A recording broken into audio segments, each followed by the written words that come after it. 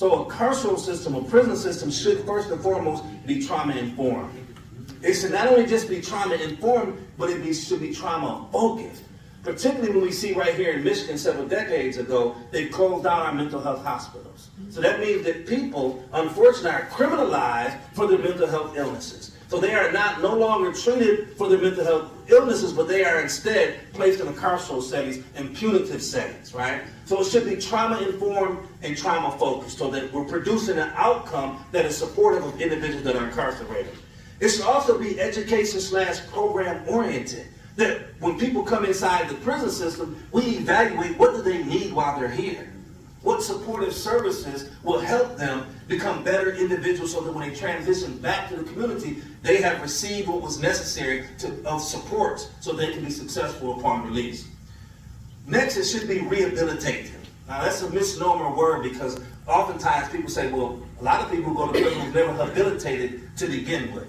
But what we really mean by rehabilitative is that it should be supportive in a way that allows individuals to get what they need while there. And that includes the programs, the education. That includes trauma, the mental health therapy. It includes all of those elements. And it should be rehabilitative, that people should come out better than when they went in. And lastly, it must be humane, safe. It must be humane and safe environment. Without being humane, without being safe, all we're doing is worsening people's condition, and we're sending them back to the community in worse conditions than they went in.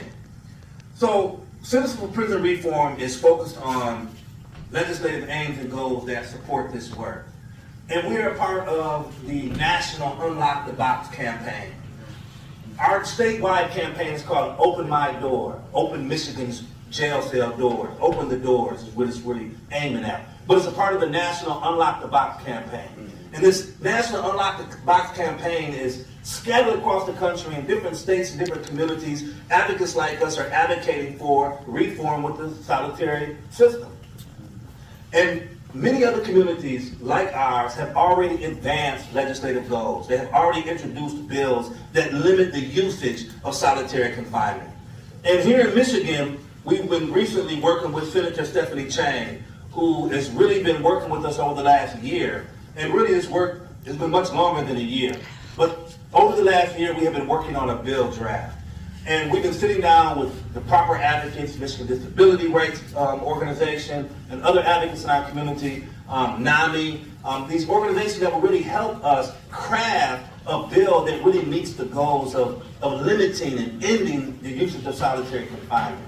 So I'm going to highlight some of those pieces and elements because it's important to understand where we're going with this and why it's important. It's just a start, so to speak. And we hope to ultimately see this transition beyond just the state of Michigan's legislative goals, but to ultimately go to Washington, D.C. with a federal bill, a bill that could be passed very similar to the work that we're doing here, that could then be picked up at the local levels, at the county jail levels. Right? So when we have a bill that is passed statewide, we have a bill that is passed federally, it really gives guidance to counties on how they can become better, how they can serve their communities better. We've recently had the opportunity to work in Washtenaw County, a part of their restrictive housing program. They thought that, wow, we could do better with the way in which we have people serving time in our county jails. And as a result of that, they were willing to sit down with us to allow us access to their solitary system, to what they call restrictive housing. So Lois and myself got a chance to meet with them on a weekly basis for a couple months, in which we were sitting down helping them review cases, individualized cases, in which their aim and objective was we want to get them transitioned back to general population, get them out of solitary. When we started working with them, they had maybe about a dozen people in solitary. And week by week, the number continued to go down, continued to dwindle, till it was just a few people they had on restrictive housing. And they thanked us for helping them understand and see that the impact of solitary confinement was having on them. And they also agreed to support one of our objectives is that solitary cells should not just be these blank cells like you see here. They should be something that is therapeutic, something that has imagery, something that is, that doesn't deprive them of senses. Because when you go in these cells, you can't see nothing. There's no window, there's no real world, there's no flowers, there's no grass, there's no sunshine. And it's a simple deprivation that Jonathan will talk about the real significant impact of that in people's lives.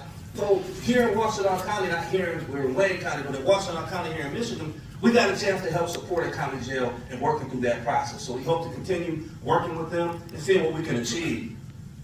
But the National Unlock the Box campaign really seeks to, I want to use this word adequately, undermine punitive segregation, to undermine the way in which the system continues to use it to punish people. Because it ultimately has a big effect.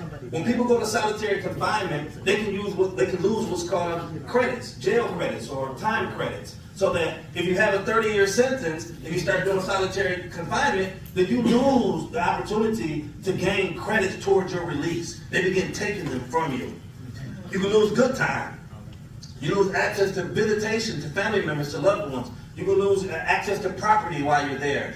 There's a limitation on books that you can have to read to feed yourself, right? All these things happen in solitary. So the National Unlock the Box campaign is focusing on reducing that impact on people, so that people can continue to have a greater opportunity to not, one, be subject to it, but if they are subject to it, that they're not so deprived that it harms them mentally and psychologically.